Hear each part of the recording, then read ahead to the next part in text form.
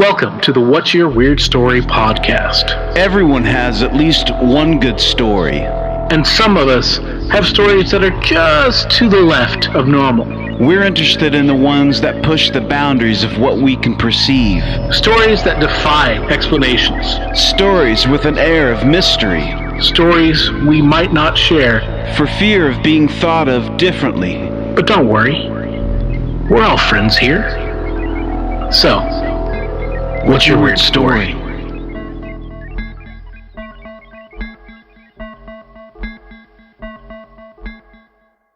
Hello, Weirdsville. Welcome to the What's Your Weird Story podcast.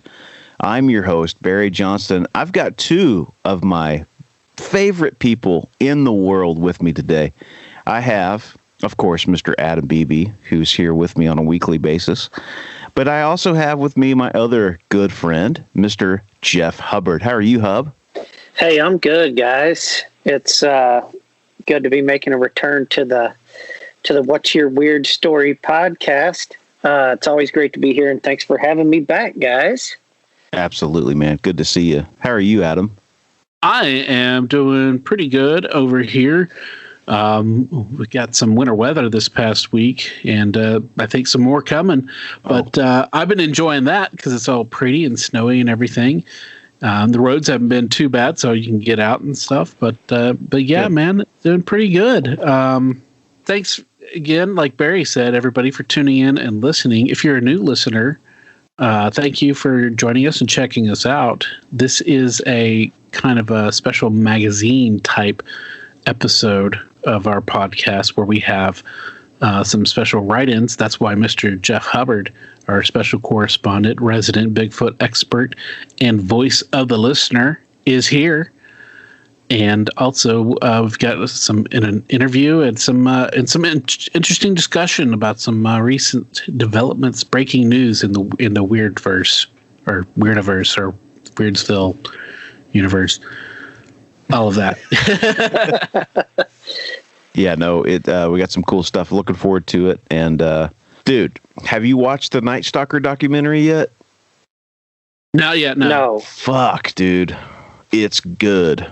And, really? Yeah, because they interview all of the surviving victims and their families and fucking and they go at it more from the side of the victims rather than exactly what I mean. They go into detail of what he did and stuff, dude. But holy fuck, I didn't realize how much damage that fucker did in a pretty short amount of time. Yeah, he was on a fucking rampage, man. Yeah. And it's just incredible because they couldn't fucking catch the guy, you know? I mean, it was like, you think today, forensics and shit, they didn't have that then, you know? Yeah. So watch it if you get a chance. Really good. Yeah, I do want to see that. Yeah, and that's why, and like I said, watching that I'll Be Gone in the Dark, the Golden State Killer documentary. That's incredible too. Have you seen that, Hub? I started watching that one day. I happened to catch the first episode on HBO, and they're kind of, I think, maybe running it all. Yeah, it was order. And I watched maybe the first one or two. I think at least two, and then I think the girls came home or something. For some reason, I was home alone. It's a good one too, and I never got to finish it. But it's pretty amazing how they caught that guy. Mm-hmm. Yeah. That is amazing, man. Yep. That really is. I like with that, if our everybody out there, if you haven't watched it, you should definitely check it out if you have the opportunity to. But I like how it is. It's based on a book by Michelle McNamara, who she did a lot of research on the subject, and she basically helped set the foundation of catching the guy. With the people that she worked with, and this they caught him. It was like a year or two ago. I mean, it was recent. I guess it was 2019. Yeah. And he had been on the loose. I mean, all of his stuff happened in the late 70s and early 80s. And he got away forever, and then they finally caught the piece of shit. But Do you think in this day and age there could be another, like a serial killer like that? We haven't had a serial killer like that in a long, right? I mean, since modern forensics, really. Well, man, I gotta say we probably have, and you know, it's weird with when there's something active like that. I don't know if, you know, we're getting all the, I don't know if, you know, law enforcement is sharing information, you know, saying, hey, we think we've got a serial killer. I guess BTK, right? BTK would have been pretty recent, right? That's true. Yeah. Well, that's true. You know, I mean, yeah, there has been a decline in the amount of serial killers. And there's a lot of people that speculate that part of that was because of a lot of people. There are people who are scientifically minded who think that lead paint and lead in the water and lead in the air from when they had leaded gas contributed to lead poisoning that contributed to creating these serial killers who were all active, like, you know, in the 70s and the 80s, particularly, right? You know? And so that's a relatively new theory, but I mean, it really makes sense. I remember hearing Marcus Sparks talking about it on last podcast on the left. Okay, that how there was one of the reasons that, you know, people suspect there were so many serial killers in that particular part of the 20th century was because of all of this, the increase of the lead, and also, I mean, there's also stuff like where there's head injury and head trauma also tends to play into the forming of a serial killer, you know, and all this stuff. But well, I lived in a state that was well known for serial killers, Wisconsin, for quite some time, and I always wondered what the commonality was, because, you know, is it the environment? Because it's fucking cold there, like, you know, in the wintertime, and it drives people inside, and a lot of drinking takes place. A lot of mental illness can happen, right? Mm-hmm. I don't know. It's a fascinating subject. It definitely is. It really is. There's tons of, if you're into serial killers, there's tons of podcasts out there. I listen to Last Podcast on the Left. They do good series on serial killers, good research, and I also really enjoy My Favorite Murder. And both of those are also, they're funny at the same time as being really well done in research. And Karen Kilgariff is one of the she's one of the talking heads in the I'll Be Gone in the Dark series. She helped put the book together, right? She I think she was friends with Michelle McNamara. She's friends with Patton Oswalt. Patton Oswalt, the actor and comedian, was married to Michelle McNamara, who tragically died at a very young age. But she was friends with Michelle through Patton, and they had that shared interest in, Yeah, I think she helped, because when she died, they had to finish the book. She might have, yeah. And so I think she either helped finish the book or helped solve the case, one of the two. But they were big on the with My Favorite Murder was big into it, and were, kind of keeping the momentum going, right, as far as like in the public awareness, because a lot of the discoveries through this series, you'll see through the series, but also, a lot of the police forces just put it in cold case or completely watched over it and didn't want to acknowledge it back in the 70s and 80s. Right. And so, what you had was a lot of home detectives, people going out on their own and getting on internet message boards and exchanging information, theories, and doing stuff like that.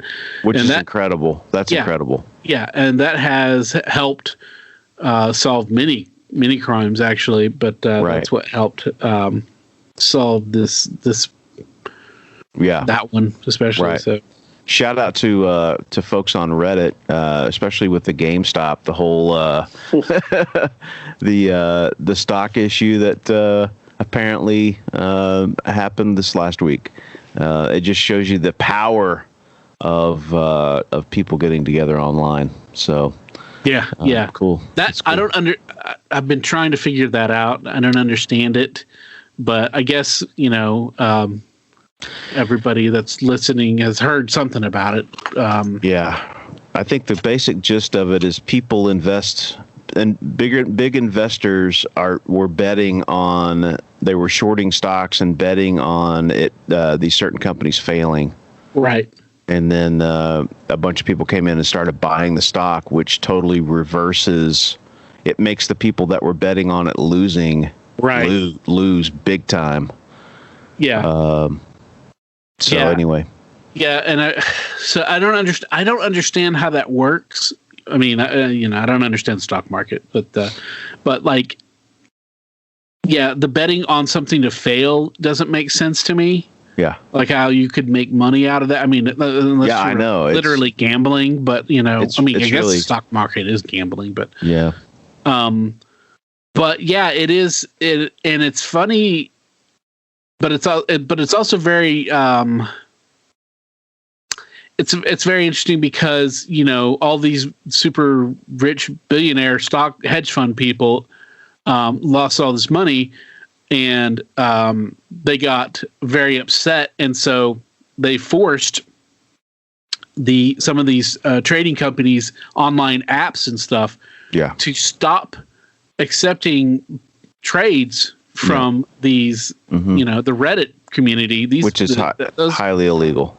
Exactly. And that, I mean, it's, because it's like, oh no, the rich people lost the money, because the poor people, did this, they altered and manipulated the market. And, all it did was expose exactly what we all thought to be true, which was our financial stability and what we perceive as all bullshit, because it's all numbers that you just move around. You know, and now that it didn't go in your favor, you've exposed yourself by now putting it in the public's face to no end that we know that it's rigged. Yeah, because they rig it. And, when inside traders. Absolutely. Oh yeah, dude. I mean, do you? Not to get political, but does anybody think that it is? Anybody think that it's weird that politicians get into office making a fairly nominal salary, and they end their careers multimillionaires? Right. Yeah. It's because they're giving inside trader information on stock markets and taking money from large corporations. Yeah. That's it. And we all know the score. And, also from lobby groups and stuff like that, we know, look, there are certain members of Congress that that take money from big lobbies, like Big Pharma, Big Oil, the gun lobby, all of that stuff. And, and also probably from, like green and, economy stuff or whatever, I mean, it's all sides. It's all sides. We know anything that's a tradable. But anyway. we know that all sides of politics are corrupt, and that some people go into politics wanting to do good genuinely, but it's like the old adage is power corrupts, and absolute power corrupts absolutely. So I don't know. We'll see. We'll see what shakes out with the stock market thing. With the stock market thing, because it's I don't know. But I love that people come together and say, you know what? Fuck it. Yeah. Fuck you guys. Let's see what kind of damage we can do here. And, going back with the Golden State Killer thing, the reason why they didn't catch the guys is because these police departments wouldn't share information with one another. Because it's all machismo. I got to be the guy that catches the guy, Yeah. Could have been caught a long time ago. Exactly. Like, easily. Yeah. Been but people want the glory, and it's more about how about let's solve the crime and let's create less victims, right? Than about measuring our our detective dicks or whatever. I don't know. Hey, but isn't a dick a detective? Yeah, I was just that occurred to me as it was leaving my mouth. Though my dick's a detective. So yeah, that's check those series out if you're for stuff to watch and listen to, and check out now what we're going to be hearing today. We've got a couple of write-in stories, and then we've got a little bit more discussion towards the end, and we have a short interview with Johnny from California. So let's get into those write-ins. Hub, how about that first write-in? Hey, it looks like this write-in story is from Al, who found us on Facebook.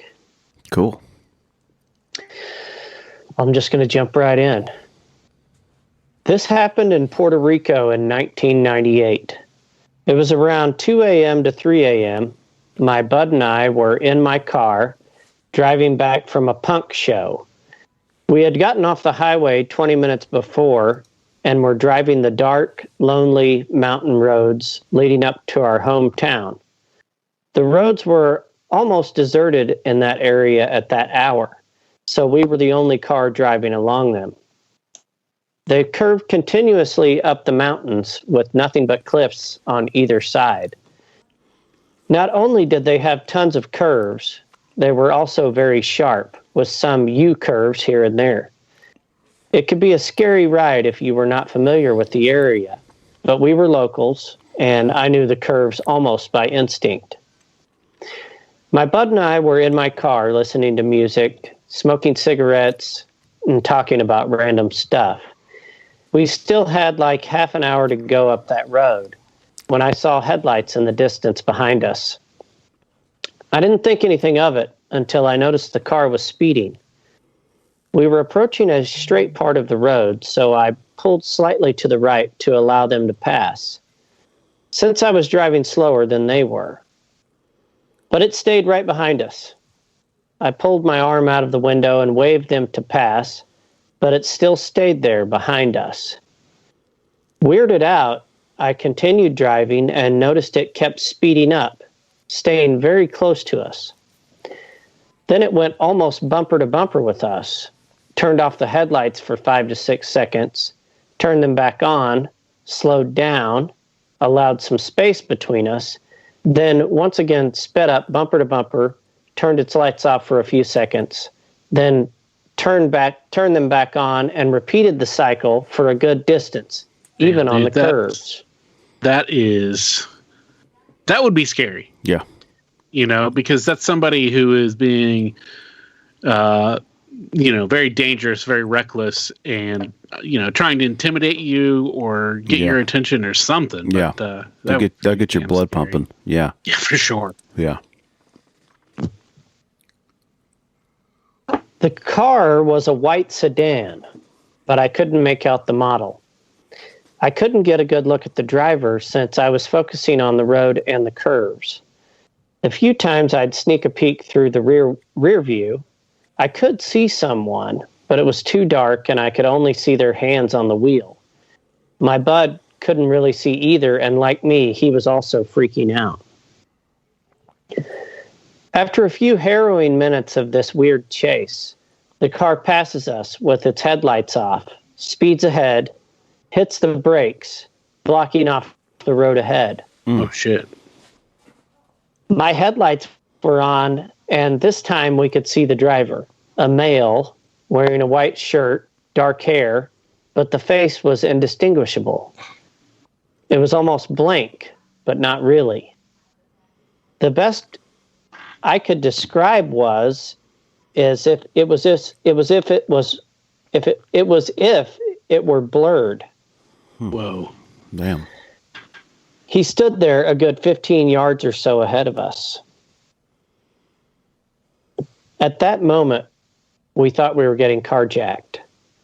We sat there shaking, and I told my bud that if he wanted the car, he could take it. We were planning on bolting from the car and running into the mountain forest, hoping he'd just take the car and leave us alone. It may have seemed like a foolish idea, but carjackings were on the rise at the time, and I figured I wasn't going to risk our lives over a car. Plus, he didn't get out or pull a gun yet, so we figured now it was a good time as any to make a break for it. Just as we were getting ready to open the doors and run, the car straightened itself back out on the road. It turned on its headlights and zoomed away. And when I say zoomed away, it was just that. It was as if someone hit a fast forward button. No engine revving, no burning rubber, no sound at all. Almost as if it just flew away up ahead in the curves. Whoa. We sat there dumbfounded for a few minutes. I didn't dare to drive ahead just yet. So we gave that thing time to go up ahead while we recovered from the whole ordeal. Then I asked my bud, did you see the driver? And he confirmed that indeed he couldn't see a face either, just a blur. Maybe it was pantyhose over the head? Who knows? But the way it sped up and disappeared like that, like an entity rather than a car, is what really got to us. After a few more minutes and a shaky cigarette, we continued our drive up the lonely mountain road, and fortunately didn't run into the white sedan again or since. Wow. The end. Wow. Dude. That's freaky. That's weird. That is weird. Yeah. That's really weird. Well written, too. Thank you, Al. Yeah, it was. It really was a well-written story. That is, I have no clue. I mean, first I thought maybe some kind of like, one of the Men in Black. Right. But I don't know, man. It doesn't seem like that behavior. But then again, all the reported behavior of Men in Black is all very strange. Right. But they typically, I think, drive black cars too. So I don't know. So weird. Yeah. That's very, it's just odd that it would choose to mess with them like that and then just speed off. Like, usually there's more of a conflict there usually,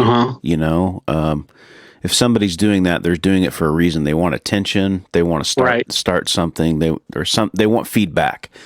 Right. You know what I mean? It's weird that would just like sort of this thing would mess with them from behind, get in front, and then just take off at some point. It's just weird. Yeah. It's just very strange. Yeah. Very strange. I mean, blocking the road, Yeah. full car length, I guess, and then Yeah. For what reason? Yeah, and for who knows how long they sat there, but Yeah. I would imagine it's at least a minute or something while they had that, discussion. Right. I'm bailing. I don't care if he gets or let's go. Right. And then Yeah. and it just this is taking off, zooming off, flying off, man. Yeah. That is wild. That is dude. that's a good story. Yeah. Yeah. Great. Thanks, Al. Okay, guys. Looks like we've got another write-in. This one was sent to us from Eli from Texas. Okay, this is how he begins. This happened in Flower Bluff in Corpus Christi, Texas. The closest road is Hustlin' Hornet Drive, I think. Well, one day before Martin Luther King weekend about 5 years ago, I went to a thicket by my school after classes were finished to enjoy nature.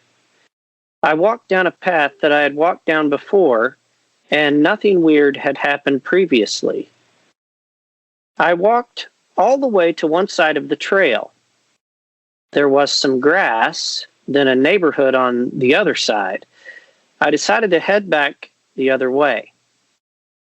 Then, while I was heading back the other way, I heard some rustling in the thicket.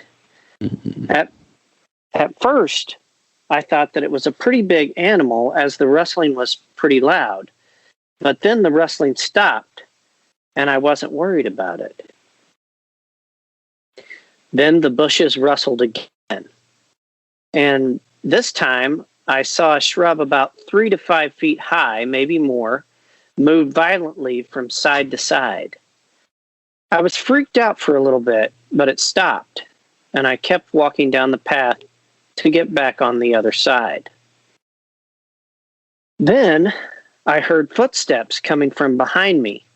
I stopped and looked back, but I didn't see anyone or anything behind me. Then I kept walking, thinking it was my imagination. It happened again. I stopped and said, "Hello?" thinking that it was another person walking down the same path. Again, the footsteps stopped, and there was no response. This happened 1 or 2 more times. The final time it happened, I said, "Hello? Is anyone there?" I was freaking out at this point because it seemed like every time I would start walking, the thing would follow me while I was walking. Whenever I stopped, it would also stop.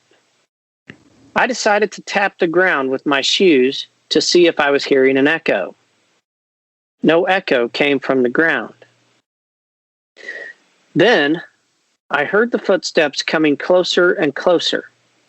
I panicked and ran into a game trail and hid there. The footsteps stopped for a second, but then quickly resumed. I panicked and ran out of the thicket completely, leaving my backpack there. I stood outside the trail into the thicket where everything began, hesitating to get my backpack back. I waited for a few minutes.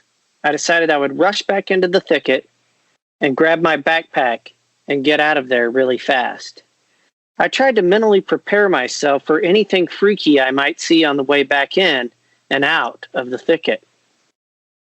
I rushed in and grabbed my backpack as fast as I could.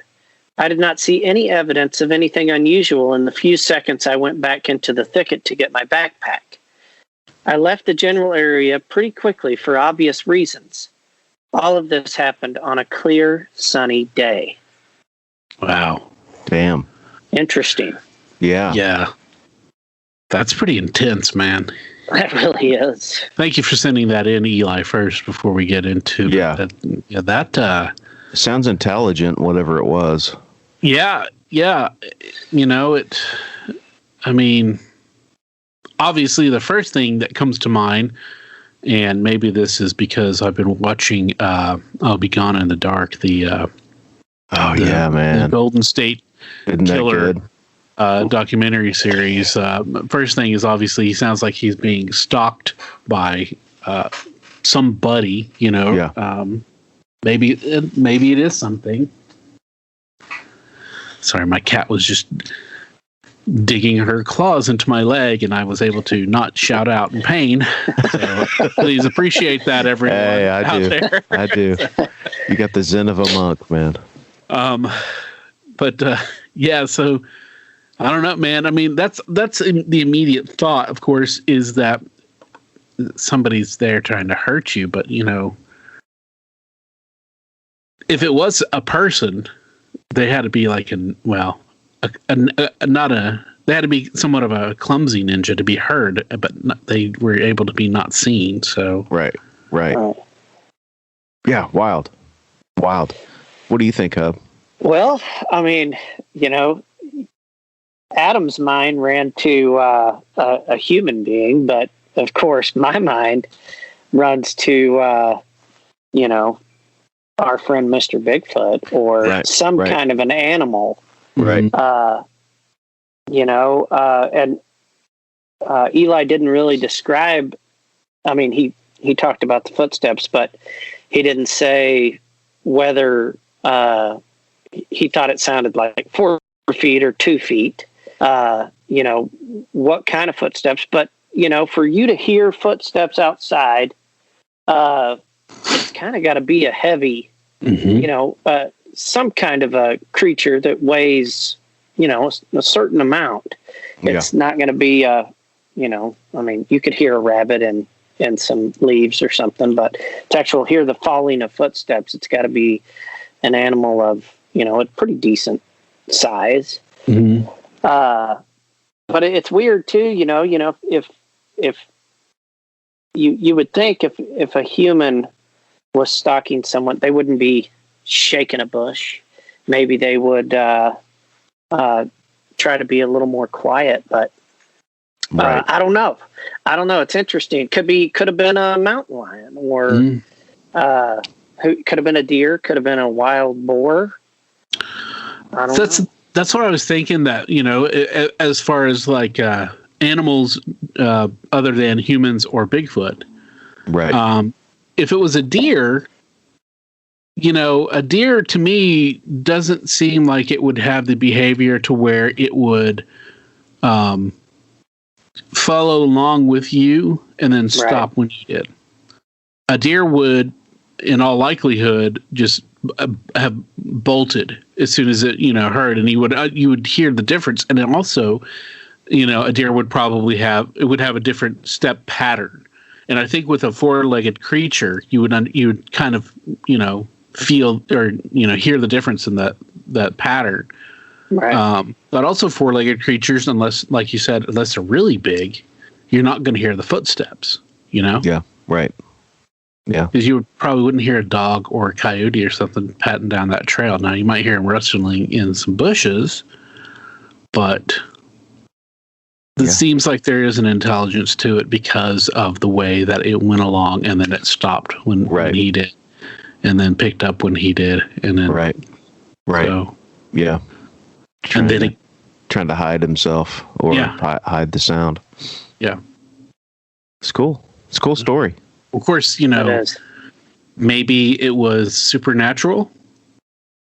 Maybe Could there's a specter, a spirit of some pioneer or Native American down there following him. Could be. Could be. That's could have been. Go ahead. You go ahead. Oh, I was thinking, that area too, it could have been, an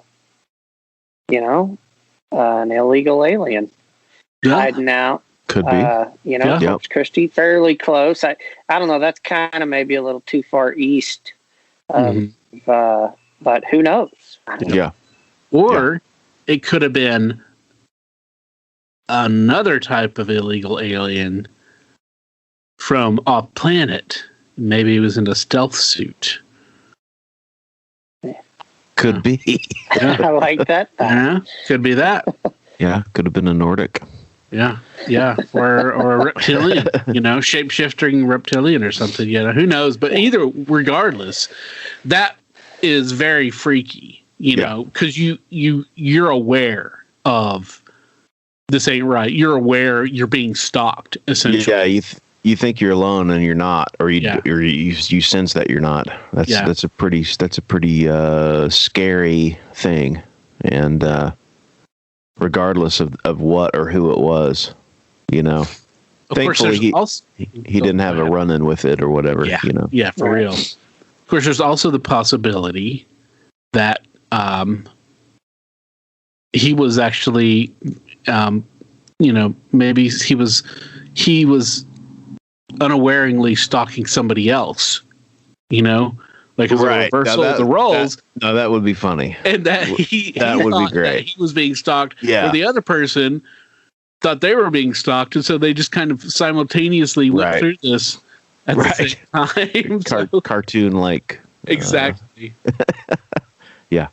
Also, I wonder, I was just going to say one more thing. He said he'd walked down there before, and so maybe this was his second time, but I wonder if he'll ever go back after that experience. Oh, yeah, true. I would, probably not alone, Yeah.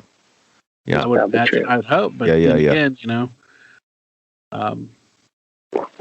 knows? So, thanks, Eli. We appreciate you sending that in. That is a really intense and really scary scenario, regardless of what was there after you. At least you know it's not a vampire because it was daylight. It's true. There's that. So. That's true. Hey, did you guys, real quick, did you listen or see the interview with Travis Walton, I believe is his name? The guy that the movie Fire in the Sky was created about. No, I hadn't. Dude. Is it a recent interview? Yeah, Rogan had him on about his abduction. And he was talking about, I mean, I didn't know this because it's been a long time since I've seen that movie. And he said that they got some shit wrong, of course. You know, they embellished things that didn't need to be embellished and stuff like that. But it took place over 5 days. He was abducted. And, but they were talking about like when he came to, he was, in the craft or whatever. And then like these, he said, you know, typical what you would think of an alien looking like, you know, big head, small body kind of a thing, big eyes, the gray type. Yeah. And he was fearful, and, he jumped down off the table that they had him on, and he's grabbed some sort of object off of a table laying there and started swinging this object at him. He said it was like a glass tube. And then I think he went out, like they did something to him and he was out. And then he said that they, when he came to, they presented a human, what looked to be a human. Mm-hmm. And the guy had on a clear helmet, he said like imagine like a fishbowl or something you just stick over your head, you know, but he looked human, but he didn't talk. And then he led him out into this huge room where there were other spacecraft parked, basically. It was like he didn't know what it was, if it was a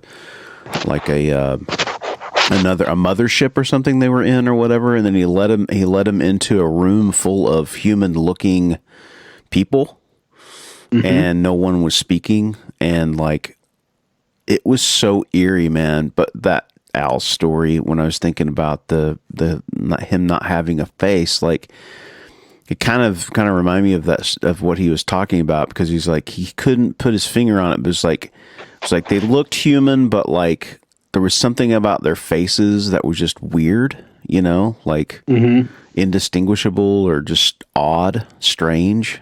Yeah. You know, but his story is amazing, man. Like, because he seems so normal, the guy. He seems so, he's just like a normal guy that's like, you know, had this crazy fucking experience and nobody believed him, you know, forever. But he stuck to his story for 40, however many years. It was 1975, I think, when he was abducted. Yeah. You guys should listen to it, man, if you get a chance, because it's really good. Yeah, and of course, Fire in the Sky was the movie that was made based off of his experience and stuff. He's trying to do another movie. They're trying to put together another movie that stays closer to. Cool. But you know, another weird thing, man, is that like where that craft landed, they've done all this research in that area of the trees, and the trees have this really weird growth on the on the portion of the tree that points toward where that craft landed. They've taken samples of all the trees. It's really strange. That's weird, man. It's so weird, dude. That's wild, dude. That you know, when you're talking about the other, or the humanoids or whatever on the ship, that kind of sounds like maybe they've harvested, you know, some human eggs and sperm and have grown their own humans, and they don't know how to speak language, and you know, but it sounds like that you know, maybe they can communicate telepathically or something with the aliens if you know, they just remain quiet or whatever. They can perform actions at the direction of that's weird. Isn't it wild? Yeah, it could be that. I mean, you know, we're speculating, of course, but it could be that they don't have language because they don't know how to speak, and they certainly wouldn't know how to speak, you know, any Earth language. And if the aliens use some form of telepathy to, communicate, then it may be that they can only respond. And so they're kind of like, drones. Yeah. Because they are, they can be told what to do, but they can't necessarily, right, think individually, or at least communicate their thoughts. Yeah. So maybe they're just are programmed. Yeah, so, he said he thought that he knew that. He said after years of reflecting on it, he thinks that like they knew he was scared, and he said that he didn't think that they meant harm. But he said in order to calm him down, they presented a being that was familiar, So right. It was just so crazy, man. But anyway, let's get on to Bigfoot. Yeah, dude. There's some big news in the Bigfoot arena, and it's always nice to have Jeff here when we have a Bigfoot story. So right, from our local state, nonetheless. Yes. He is a representative, state rep from Southeast Oklahoma. Yep. Jason Humphreys is his name, and he introduced a bill in the Oklahoma House, and it was a bill for suggesting a Bigfoot hunting season. Right, you're going to be able to. If it passes, the wildlife department is going to have to enact rules to create a Bigfoot hunting season. Huh. Do you know what brought this on? I don't really know. I've listened a little bit to and read a couple articles, and it could be kind of a fundraising idea. Okay. Maybe a novelty type. Yeah. Idea. They'll get people to buy these licenses. I got you. Uh-huh. And also, I guess to also bring, Bigfoot's kind of we know that from our trip down there. Yeah. And I think he represents that area that we were in when we went to the Bigfoot Festival. Sure. And, it's become a national news story. And I think, it will bring more attention to Bigfoot in that area. That makes sense. Bring revenue in. Sure. Because that little festival down there does bring in a little bit of money, man. I mean, there's people that go down there, and it's a pretty good time. Yeah. Yeah. I watched I guess an interview or a press release or something that he did, it was posted on his Facebook, and he had stated how, he wants to create the Bigfoot season, and of course that will make it where you have to get a license, and and that whoever knows how much that's going to be or how long it will be, but my brother actually would talk to me about this, and he was suggested that more people will probably buy it as a novelty. Sure. Than actually with intent. Oh, sure. To hunt Bigfoot. Sure. But Humphreys, he said that he'd rather Bigfoot be captured than killed, that's always nice. Yeah. Yeah. And he hopes that the wildlife department will issue a $25,000 reward for the capture of Bigfoot. Hey, that's nice. Yeah. That's a decent chunk of cash to capture Bigfoot. Yeah. But ultimately, I think he said he wants to generate use it to generate revenue, use it to attract tourism to the area, right? And I think it's fun. I think it's a smart, fun way to actually generate a little bit of money, right? So when do we know? When does that hit the floor? When do they debate this? Well, it'll have to go through committee, and there's a question of who knows if it'll even go to committee. Yeah. If it goes to committee and they approve it and pass it out of committee, then it will go to the floor and probably get a pretty lively and interesting debate. I would think. Man. Yeah. on the floor. That might be a good one to listen to. I was going to say, do they broadcast that kind of stuff? They do. Okay. Yeah, that's all broadcast live. They actually have video, Okay. a live video feed as well. Okay. Where do you get that? Do you know? Yeah, if you just go to the state legislature's website, Okay. you can go to it's okhouse.gov. Because I'd seriously love to catch that. I would love to watch that take place.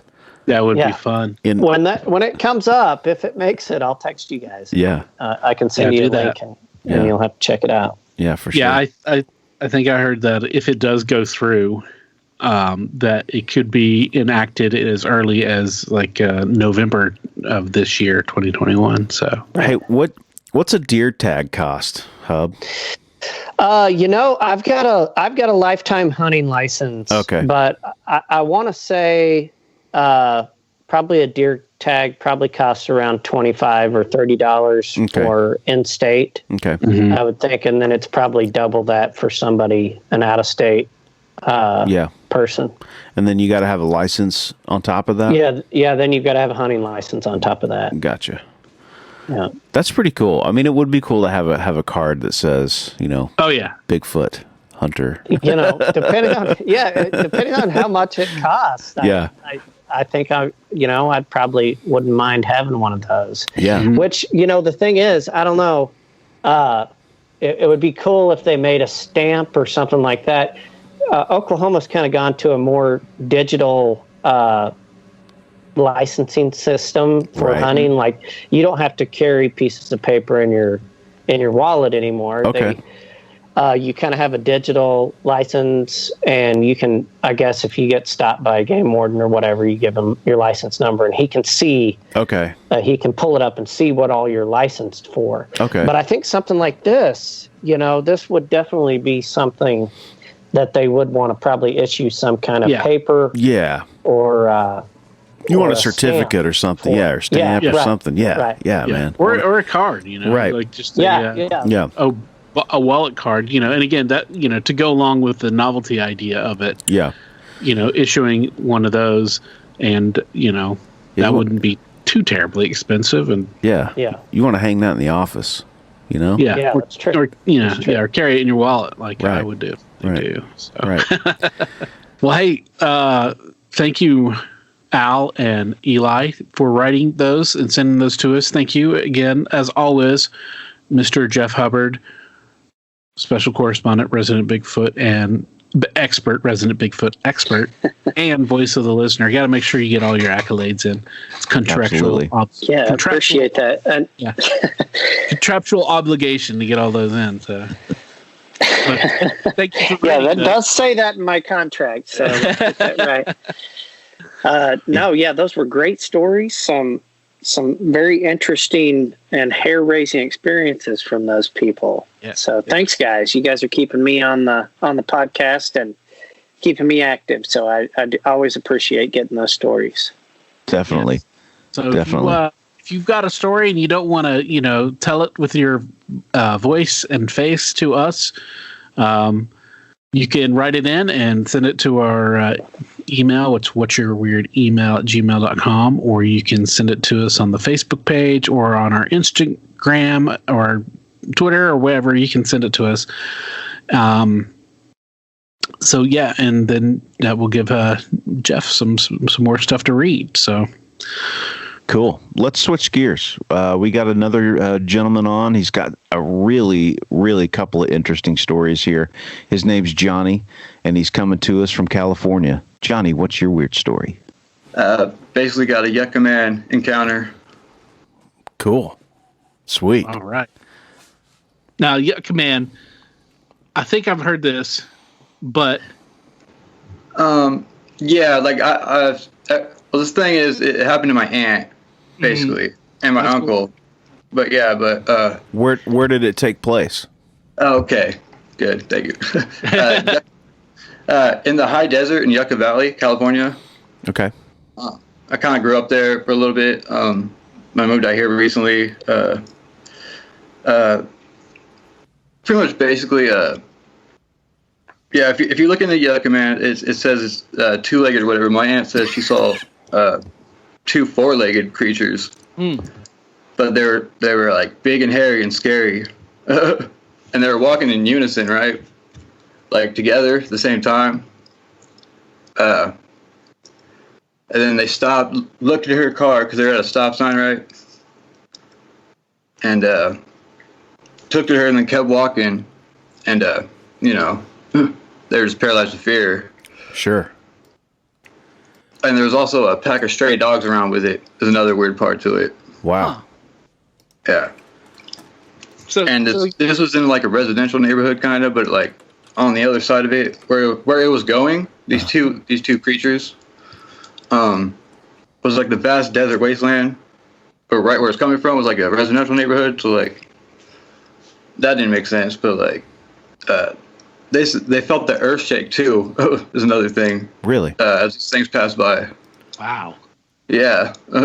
Yeah. So these things are like they were scared that it was gonna flip over the car. Actually. Wow. Was one quote. Yeah. And they had human faces. Was another weird detail. So Yucca Man is kind of like I guess in the Bigfoot kind of area. Would you say something? It's like a kind of. It's like Bigfoot's ugly cousin, maybe. Yeah. Yeah, I'm looking at some depictions of them, some pictures that some folks have drawn up, and they're just big, hairy creatures. Freaks. Yeah. Yeah. I thought what I was thinking at first was that the Yucca Man might have been like some kind of like, like a caveman or something like that. That's what first popped in my mind when you said it. But it looks like it's more of some kind of humanoid. It's a desert entity. Yeah. There's various descriptions of it, but the closest thing that Marty came what my aunt saw was in 1870 something. Someone I forgot, Turner Helms or something. He described it as a giant bear with a human face, or a bear-like creature. Okay. Wow. Because Wild. Yeah. They're just like trotting along, stomping, and then like turned and looked at her, and then kept going. Like they're both in sync. Wow. Like, when did this? What year did this happen? Do you know? Around like the 1990s ish. Okay. We're not too sure on the specifics, but like between there and 93. Okay, so early 90s there. Right. Right. Cool. I wonder if it's like, so it was in a neighborhood, but it was close to like the edge of town, or right, the desert. Like a vast wasteland. I wonder. Go ahead. No, you go ahead. Oh yeah, yeah. You don't wonder like how this thing just doesn't cause mass panic. Right. These pretty much monsters walking down the street. Right. So they was have it to daytime or night? It was like a dusk. There's still daylight out, but like just getting dark. Okay. Wow. Yeah.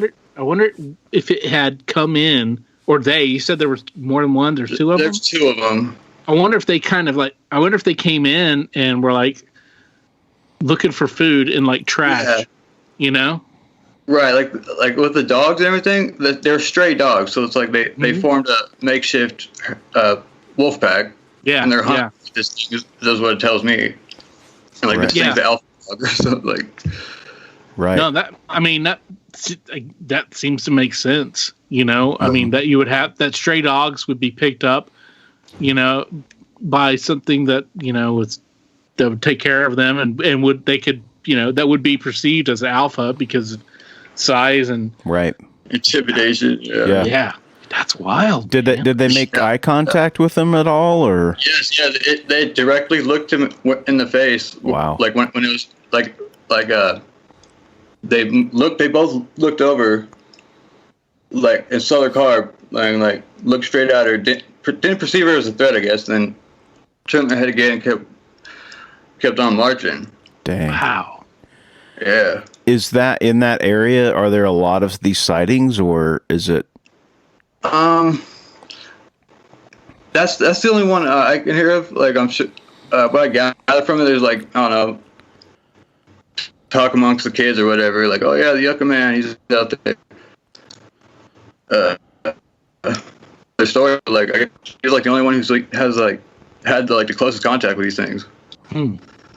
I like I've been looking for more. Like, I can't find any, but Wow. Yeah, I had a friend. Yeah. I had a friend that, like, we were talking before we started. He's in Chico, and he saw something that is more of a Bigfoot type of a phenomena, but the way he described it, it was less hairy and very human looking, but different than this. This is a deserty area, and the creature to me looks very hairy, like just a hairball with a large hairball, more kind of like a Bigfoot, but a different color than what you would perceive a Bigfoot to be. It's cool. right. Yeah. She said these had black hair. Or Okay, black hair. gotcha. Has she seen him? Has she seen him since? No. No. She was scared. She's pretty much scared, even though she lives around the corner from there. She's scared of, like, she warned everyone, like, oh, don't go down there. You know, that's where I saw those things. Right. Wow. Damn. Wow. That's that had a deep impact on her. That's wild, man. Yeah, like, I feel a connection to it too, like, somewhat. Yeah. Yeah. You know. Yeah. I'm sure hearing the story probably most of your life. It's, man. Yeah. Wow. Did she say how tall again? Did she say? She guessed how they were. She's about 5-6 feet tall. Okay. But they're at the same time still girthy, like Yeah. A lot of mass. right, like maybe like a small elephant type, Right. Mm-hmm. but skinny and with a human face. So Right. it's like, Wow. Wow. That's cool. I was going to say, if this happened back in, like, you know, the late 60s or early 70s, that could have just been a hippie. But That's true. That's awesome.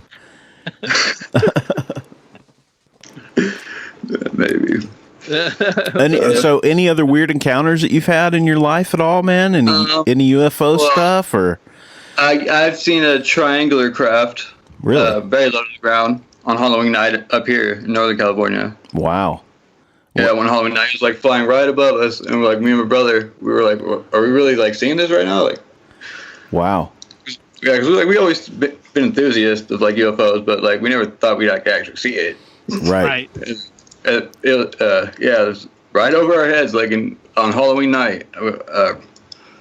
No one was looking up though, but like, no missing it. The classic triangular craft, and there was like a little weird helicopter chasing it, flying all weird. Yeah. wow.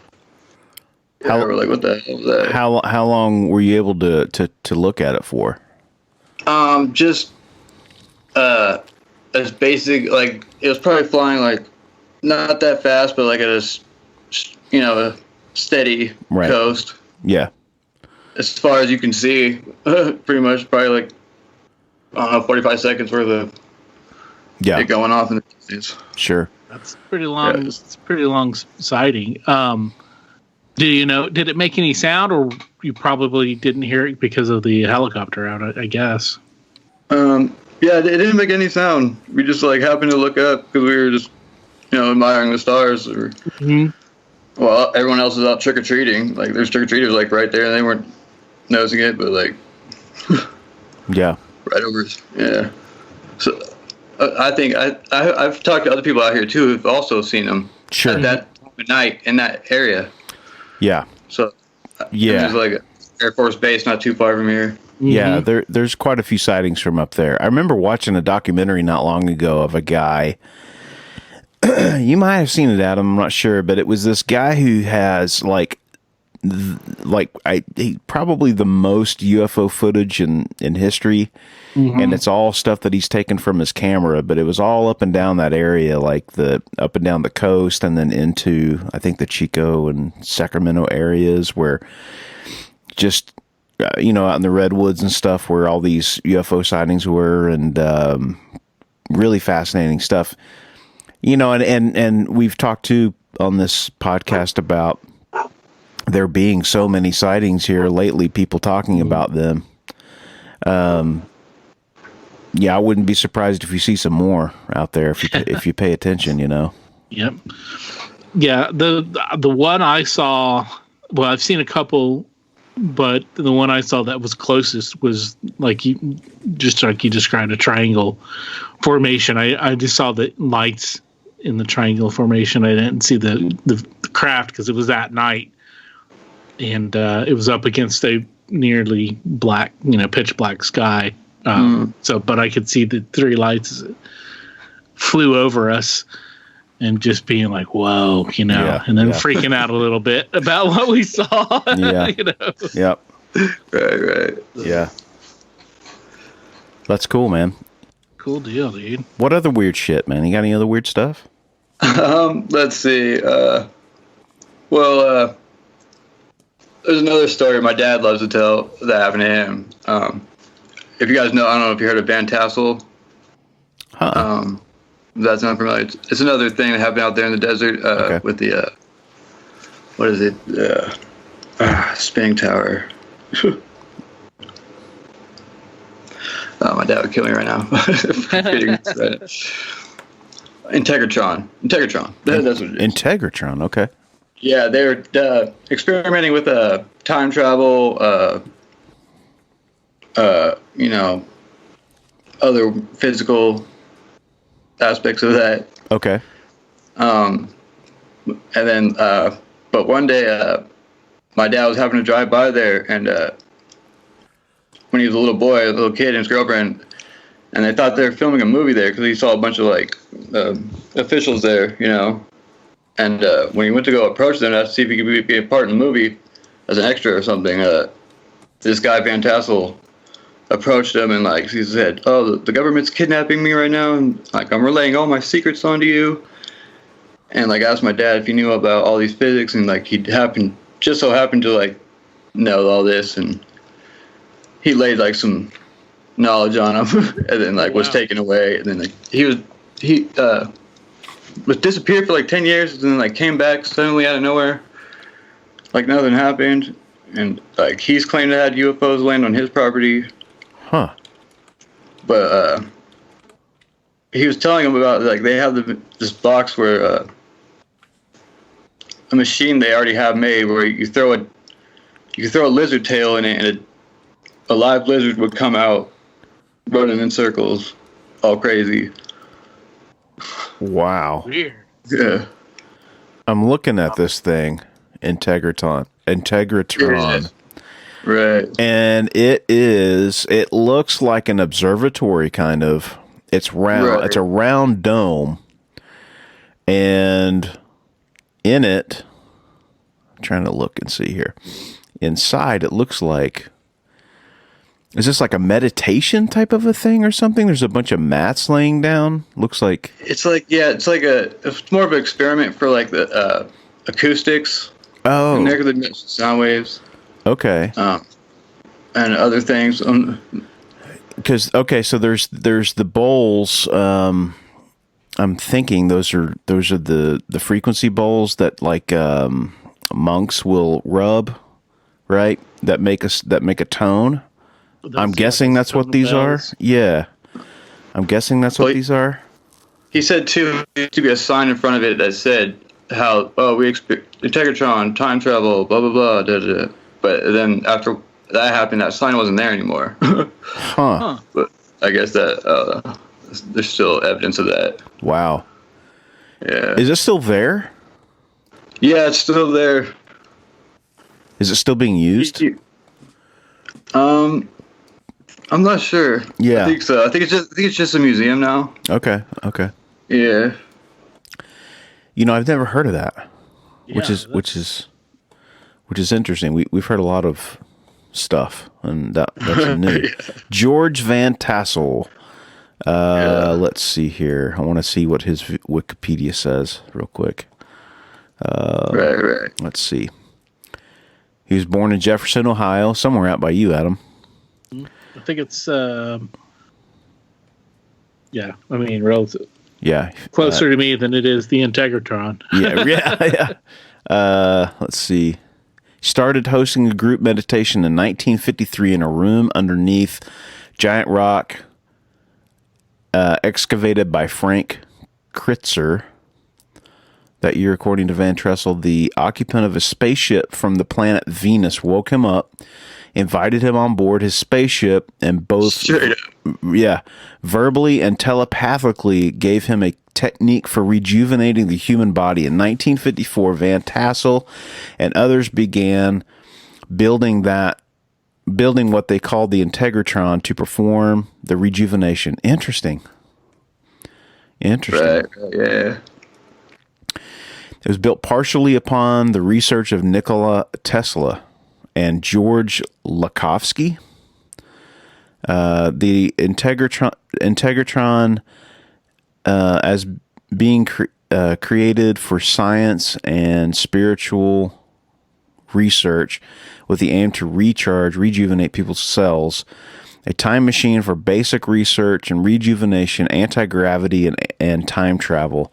The domed wood structure has a rotating metal apparatus on the outside he called the electrostatic dierod. Van Tassel claimed it was made of a non-ferromagnetic materials, wood, concrete, glass, fiberglass, lacking even metal screws or nails. The Integratron was never completed due to Van Tassel's sudden death a few weeks before the official opening. Huh. Yeah. That's crazy, man. That's cool. And so your dad met that guy? Yeah, I guess. Wow. Right during the little. That's panic. wild. That's wild. Yeah, I told him about that lizard thing, and then, Wow. Yeah. Cool. Man, that is wild. That's cool. That is really cool too. Yeah. Awesome. Yeah, that whole area for us is just like been trippy. Yeah. Right. Sounds like it. So Yeah. Your family's had a life of weird stuff. Right. Cool. Yeah, man. We got any other stuff? I mean, that's about it. Okay. I've seen a shadow person too. Well, Oh, okay. Big. Yeah. We love hearing about, man. We love hearing it all, and shadow people always freak people out, so those are always fun. So if you want to tell that, that's cool. I mean, just briefly. I mean, me and my brother were parked with our headlights on, and we seen a figure cross the road, a shadowy figure, like with steps. And we both just like looked at each other. We're like, "Oh, did you see that?" And like, we waited again, and like we seen another one, and we went back to that stretch of road. It was all dark where it happened. I got because I was walking down from the road. I got the heebie-jeebies right before it happened too. It was another. Yeah. Just like added to it, but Yeah. Yeah. Shadow. yeah, it convinced me they were real after that one. Right. Yeah. We've had a few shadow people encounters, so. Yeah. And usually the heebie-jeebies is definitely a big part of that people kind of, it's almost like there's that sense before it happens that, there's usually some kind of they get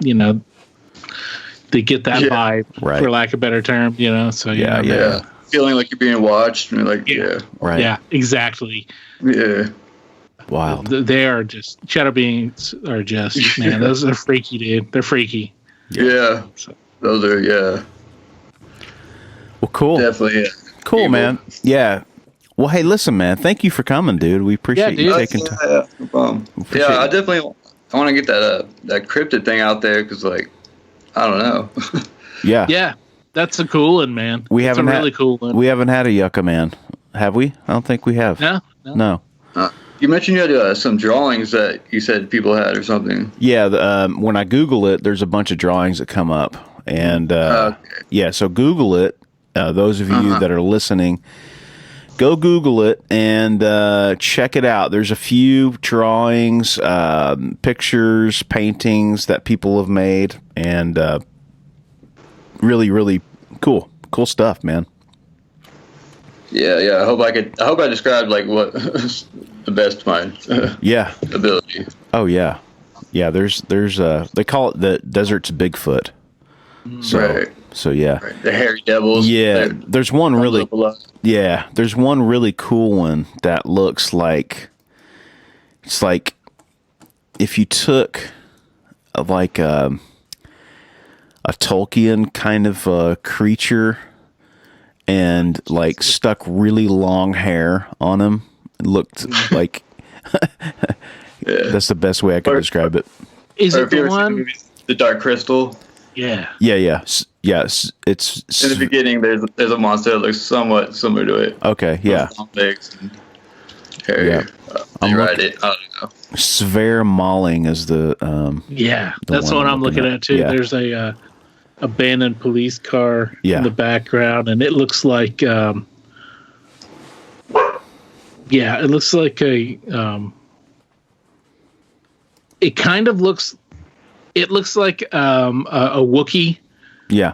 But without hair all over the hands and with the human face. Yep. Or maybe if one of the guys from ZZ Top wasn't wearing clothes his shades, it could look like him as well. But that's true. Yeah, that's really that one particularly is really cool. Yeah. But dude, yeah, that's really cool. You know, we've got a friend who he's on here every once in a while, who is his specialty area is humanoid Bigfoot and Bigfoot-like humanoids, and I know that he's gonna he'll dig it. Really dig your story. Yeah. Awesome. Cool, Johnny. Thanks, buddy. Have a good day, man. Hey, you too. Wow. What? Cool. Yeah. Sorry. I jumped in. I was excited. I do too. No, Johnny, thanks, man. That was really cool. Really cool stories, and we appreciate him taking time to hang out with us and talk a little bit about that kind of stuff. Yeah, it says some new stuff there we hadn't heard about with George Van Tessel and the Integratron, and I'll be having some images of the Integratron on the Instagram. And Jeff, have you heard anything about the Yucca Man? That seems to fall into your area of specialty. You know, I really haven't heard anything about that, but it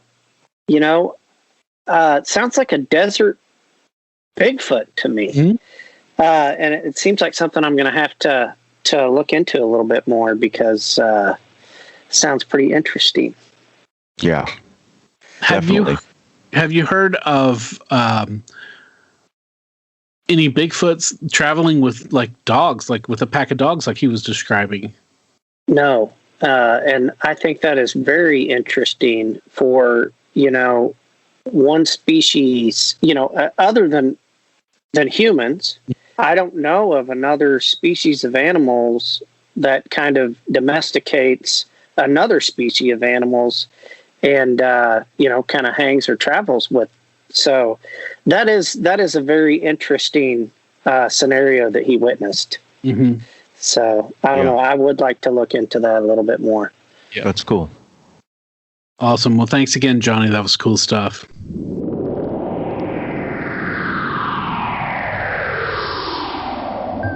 Hey, that's a nice t-shirt you got on there. Oh, thanks, dude. It's brand new. Do you like that? It's one of the official What's Your Weird Story t-shirts. Where'd you get that? It's funny that you ask. I just got it off the brand new Spreadshirt.com site for the What's Your Weird Story podcast. There's no www. You just go straight to shop.spreadshirt.com/what's without the apostrophe WHATS hyphen YER-WEIRD-STORY, and that'll take you right there. I mean, you can never own enough clothing. Well, it's true, Barry. There's t-shirts for the ladies because, you know, they're cut differently. There's hoodies, which are really cool. There's 2 different kinds of hoodies, and there's also tote bags, so you can tote your stuff. That's so cool, man. So if you guys go out to spreadshirt.com, What's Your Weird Story, currently there are 2 designs, but there will be more going up very soon. So just keep your eyes out for that. And if you decide to get one of our shirts, tag yourself on Instagram to ours or Facebook. Show your love. Show us what you got. Let's see your true colors. Well, hey, everybody. Thanks for listening to this the first episode of the What's Your Weird Story podcast. It's kind of like a magazine or a Reader's Digest version with all of our different sections and different stories here. Yeah, it was cool because we got a chance to put some of the pieces that were a little bit maybe short for a full episode, and this is a great spot to put those into. And so that's kind of what we do. If you have a story, any kind of story, and you come on, it doesn't have to. We don't have to, spend an hour if you don't have that kind of a story. So don't worry about that kind of stuff. Just whatever you got, we'll find a spot for it. Yeah, we're not size queens when it comes to this to story length and size. It can be a long one, which we thoroughly enjoy, but we also really enjoy the small short ones as well. Absolutely. So bring them, come one, come all with your stories. Right. And of course, like I said earlier, if you prefer to write it in and have the talented and attractive Mr. Hubbard, we are very fortunate on this podcast to have such handsome, all around individuals with absolutely magnificent facial hair. Absolutely, and very true. So true. But never thought of it like that. Yeah. Well, it's true. We've got to, we've got to let the listeners know these things because, they're not going to see. They don't see our lovely faces all the time as we see each other. So that's right. Well, it's always a good time to spend with you guys. So yes, I thoroughly enjoy myself.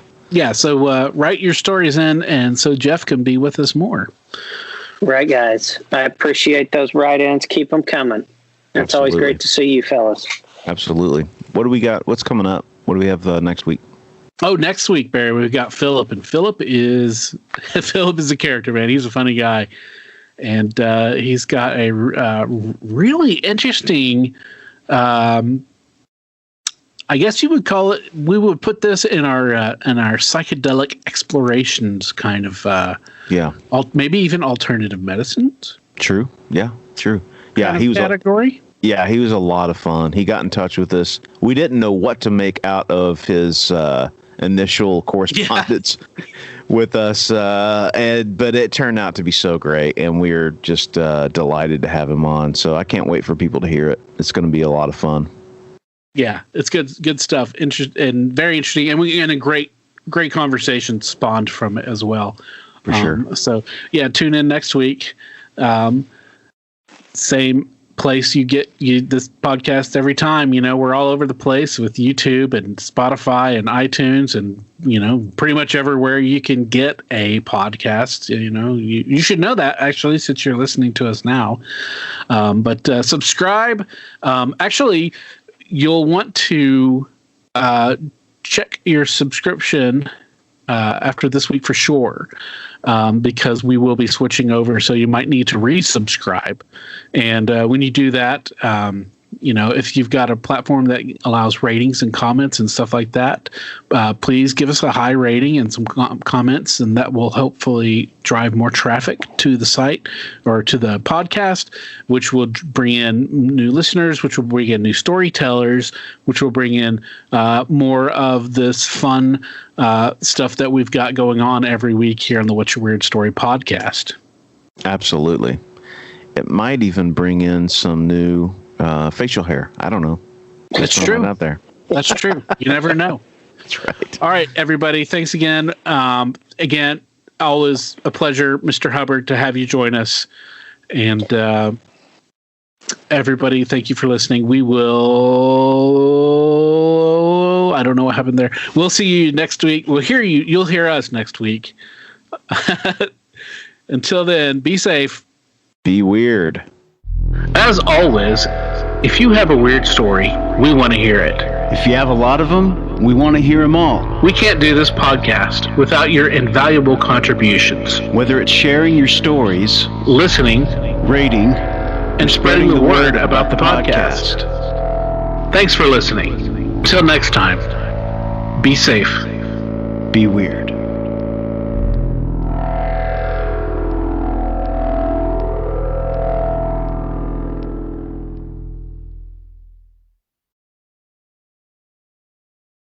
The stories presented on the What's Your Weird Story podcast are, to our knowledge, true experiences that our guests have had. We can't take the time to research all claims made, and besides, it's just not as fun.